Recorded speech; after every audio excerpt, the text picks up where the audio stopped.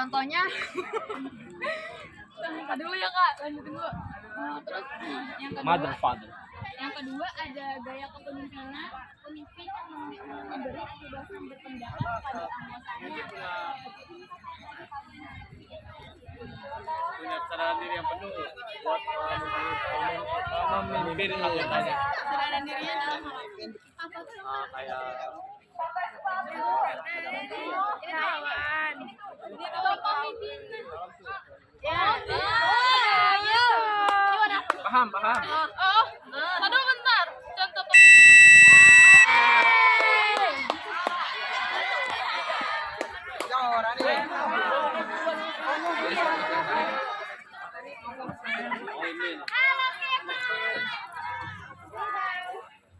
Secara singkat dan padat dan jelas. kepemimpinan itu kemampuan seorang untuk mempengaruhi dan mengarahkan orang lain untuk mencapai tujuan bersama. Teori sifatnya itu kecerdasan, kepercayaan diri, integritas, visi, dan kemampuan komunikasi. Teori pelakunya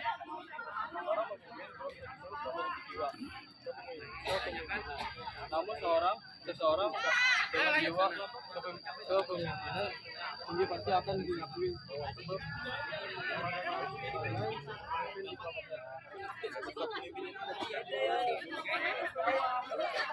Ya, itu orangnya. Ya, betul. Oke, lanjut kita ke tipe kepemimpinan dulu. Nah, sebenarnya tipe gaya kepemimpinan tuh ada banyak, teman-teman. Nah, tapi karena kita kayaknya dikendalikan oleh waktu, karena kita jelasin dua. Yang pertama, tipe gaya kepemimpinan yang demokratis. Tahu kan demokratis gimana?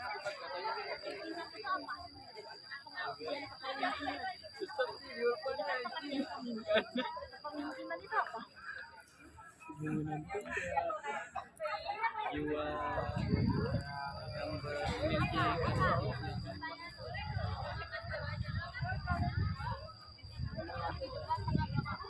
Menurut saya dulu ya.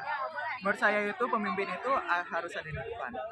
Karena dia kan memimpin suatu kelompok atau suatu people lah.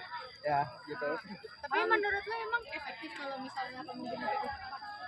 Ada Indonesia yang darinya cuma bisa ngangong-ngangong doang, sekarang bisa sekolah. Ya, tadi wanita cuma masak doang kerjaannya, sekarang mah boleh ngapain aja bebas mah. Iya betul, itu betul. Nah sekarang Aspek-aspeknya nih tadi pemimpin itu harus ngapain? Pemimpin itu harus melibatkan orang lain nih. Kayak tadi yang harus dibilang pemimpin itu nggak boleh ngerjain suatu hal itu dengan dirinya sendiri. Jadi nih tips and tricks pemimpin itu nggak boleh micromanaging. Kalau kamu ngerjain suatu hal tentang kepemimpinan kan, pertama tuh ada pengertian itu sifat seseorang yang memiliki sifat tanggung jawab dan dapat mengajak kelompoknya untuk tujuan atau pemikiran yang sama. Jadi kalau satu pemimpin itu mengajak kelompoknya tuh buat pemikiran yang sama. Terus yang kedua itu ada contoh sifat pemimpin.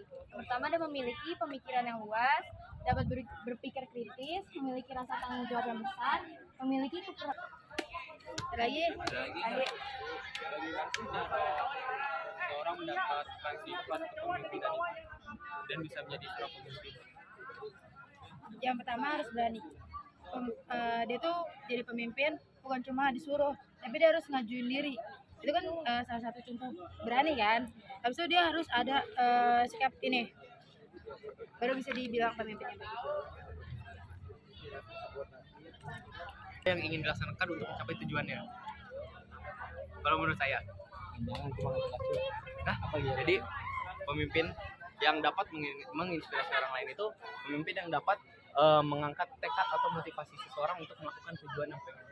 Kalau dia bukan pemimpin cuma bisa motivasi, Kalau kan pemimpin apakah harus yang memotivasi ke pemimpin? Mungkin tahu lah contohnya Kak. Dan coba bahasa Inggrisnya pemimpin apa? Leader. Nah, leader dibarengi dengan kata lead. Di mana L-nya adalah loyalty, E-nya adalah educate, A-nya adalah advice, dan D-nya adalah disiplin. Jadi seorang pemimpin harus punya sifat ini. Oke. Pemimpin, Terus Ciko, ada lanjut. pemimpin adalah orang yang memimpin kelompok 2 orang atau lebih. Nah, contohnya itu ada B.J. Habibie, Queen Elizabeth, I.R. Soekarno, dan Mahatma Mahatma Gandhi. Gandhi. Siapa tuh? Mahatma Gandhi. Iya, orang India.